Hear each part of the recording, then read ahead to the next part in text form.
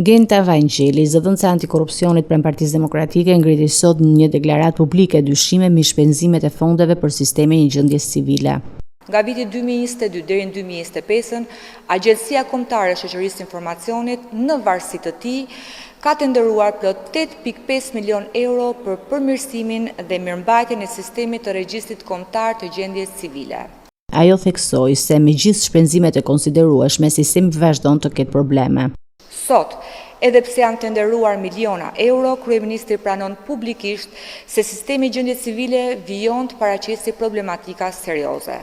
Pyetja jonë për Edi Ramën është e qartë.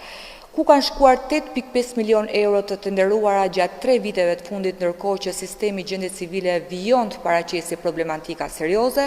Genta Vajngjeli shtoi se përgjegjësia për këtë situatë bie drejt për drejt mbi kryeministrin Edi Rama, ndërsa theksoi nevojën për hetim nga organet e drejtësisë. Por organet e drejtësisë, a ekziston vullneti për të hetuar këto shpenzime miliona euro në një ndër institucionet më problematike në vend, apo do të vijojë me heshtjen? Faleminderit. Deklarata e saj vjen pak ditë pas prezantimit të ministres së re të punëve të brendshme, ku kryeministri Rama kishte theksuar se një nga prioritetet e kësaj ministrie do të jetë zgjidhja e problematikave që lidhen me funksionimin e regjistrit të gjendjes civile.